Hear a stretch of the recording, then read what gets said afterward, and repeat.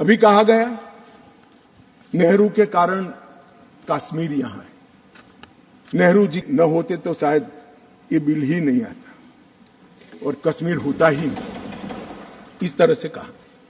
मैं आज कहना चाहता हूं कि जो आजादी के बाद भारत की रचना को जानते हैं उनको मालूम होगा हैदराबाद में इससे भी बड़ा प्रॉब्लम हुआ था। क्या जवाहरलाल जी गए थे क्या? मान्यवर जूनागढ़ में क्या जवाहरलाल नेहरू गए थे? हैदराबाद में जवाहरलाल नेहरू गए थे? लक्षद्वीप में जवाहरलाल नेहरू गए थे? जोधपुर में जवाहरलाल नेहरू गए थे? जवाहरलाल नेहरू एक ही जगह काम देखते थे, जम्मू कश्मीर में, जिसको आधा छोड़कर आ गए। एक ही जगह देखते। मान्यवर, दूसरा, विलय लेट क्यों हुआ? सारे लोग जानते हैं साहब, इतिहास को 1000 फुट नीचे दफन कर दो, वो ऐसा बीज है जो वटवृक्ष बनकर सच्चाई बाहर आ जाती है। सब जानते हैं कि हमारा विलय इसलिए लेट हुआ कि महाराजा पर किसी एक व्यक्ति को विशेष स्थान देने का आग्रह था, शेख अब्दुल्ला को विशेष स्थान देने का आग्रह था। इसके कारण विलय लेट हुआ और पाकिस्तान को आक्रमण करने का मौका मिला। मैं आज ये पूछना चाहता हूं कि इतने सारे कठिन राज्यों का विलय हो गया, कहीं पर 370 क्यों नहीं है? क्यों नहीं है? ना जोधपुर में है, ना जूनागढ़ में है, ना हैदराबाद में है, ना लक्षद्वीप में है। क्यों 370 नहीं है? कि संवेदनशील हृदय के कारण 370 है। संवेदनशील हृदय।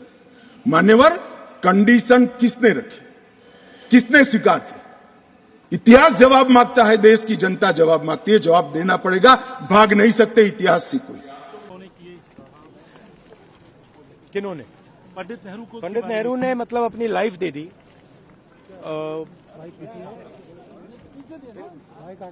लाइफ दे दी हिंदुस्तान के लिए। सालों जेल में रहे। अमित शाह जी को शायद हिस्ट्री नहीं मालूम, वो तो मैं एक्सपेक्ट ही नहीं कर सकता हूं कि उनको हिस्ट्री मालूम। वो तो हिस्ट्री को रीराइट करते रहते हैं। ये पूरा का पूरा डिस्ट्रैक्ट करने का है। बेसिक इशू जाति जनगणना और जो भागीदारी है इस देश की, जो धन देश का है, वो किसके हाथों में जा रहा है, ये मेन इशू है। और इस इशू को ये लोग डिस्कस नहीं करना चाहते, इससे डरते हैं, इससे भागते हैं। मगर ये इशू को हम आगे ले जाएंगे और जो गरीब लोगों का हक है वो हम उनको दिलवाएंगे। ठीक है? ये सब ये नहीं बिल्कुल नहीं बिल्कुल नहीं निकाला। छत्तीसगढ़ के अंदर ट्राइबल दिया उन्होंने, ओबीसी आपको लगता है आप लोग? मैंने सुनिए देखिए, हमारा भी ओबीसी था, इन्होंने ओबीसी दिया। ठीक है, वो इशू नहीं है। सवाल यह है कि स्ट्रक्चर के अंदर कितनी भागीदारी है। प्रधानमंत्री ओबीसी हैं, मगर सरकार को 90 अफसर चलाते हैं। 90 अफसर में से 3 ओबीसी हैं और जो ओबीसी हैं उनका कोने में ऑफिस है। तो मेरा पॉइंट है कि सरकार का सिस्टम, हमारा इंस्टीट्यूशनल सिस्टम जो है पूरा का पूरा, उसमें ओबीसी की कितनी भागीदारी है, दलितों की कितनी भागीदारी है, आदिवासियों की कितनी भागीदारी है, ये हिंदुस्तान के सामने मेन सवाल है। और ये मुझे बोलने दीजिए आपसे सवाल पूछा तो बोलने दीजिए। हाँ, ये मेन इशू है। और 24 घंटा ये डिस्ट्रैक्ट करने के लिए कभी जवाहरलाल नेहरू के बारे में बोलेंगे, कभी किसी और के बारे में बोलेंगे। बात भागीदारी की है। Thank you. एक रेफरेंस सैम मानेकशॉ का देना चाहता हूं। फील्ड मार्शल सैम मानेकशॉ तब डायरेक्टर ऑफ मिलिट्री ऑपरेशंस थे। उन्होंने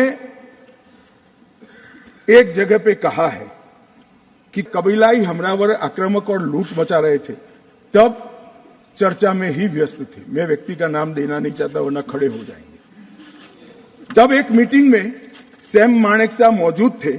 सरदार पटेल जी ने नेहरू जी को कहा, जवाहर आप कश्मीर चाहते हो या नहीं चाहते हो, देरी क्यों हो रही है? तब जाकर सेना भेजने का निर्णय हुआ है। मैं एक कोट अनकोट पढ़ता हूं। यूनाइटेड नेशन के अनुभव के बाद मैं इस निष्कर्ष पर पहुंचा हूं कि वहां से कुछ संतोषजनक नतीजों की उम्मीद नहीं की जा सकती।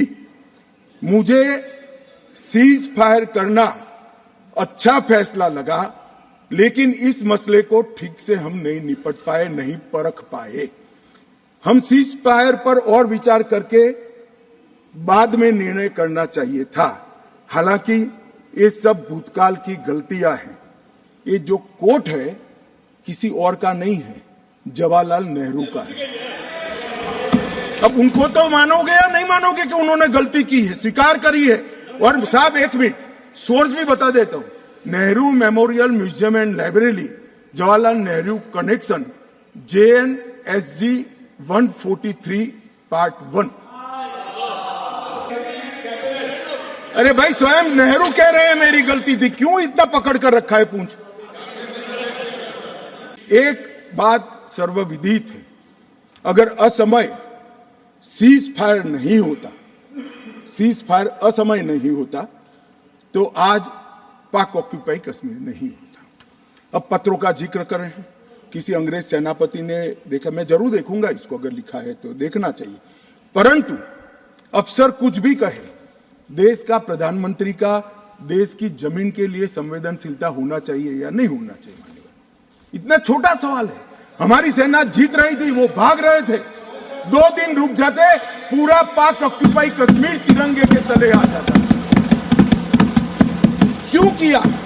मैं एक कोट अनकोट पढ़ता हूं, यूनाइटेड नेशन के अनुभव के बाद मैं इस निष्कर्ष पर पहुंचा हूं कि वहां से कुछ संतोषजनक नतीजों की उम्मीद नहीं की जा सकती। मुझे सीज फायर करना अच्छा फैसला लगा, लेकिन इस मसले को ठीक से हम नहीं निपट पाए, नहीं परख पाए। हम सीज फायर पर और विचार करके बाद में निर्णय करना चाहिए था। हालांकि ये सब भूतकाल की गलतियां हैं। ये जो कोर्ट है किसी और का नहीं है, जवाहरलाल नेहरू का है। अब उनको तो मानोगे या नहीं मानोगे कि उन्होंने गलती की है, स्वीकार करी है। और साहब एक मिनट सोर्स भी बता देता हूं, Nehru memorial museum and library, Jawaharlal Nehru connection, JNSG 143 part 1। अरे भाई स्वयं नेहरू कह रहे हैं मेरी गलती थी, क्यों इतना पकड़ कर रखा है पूंछ।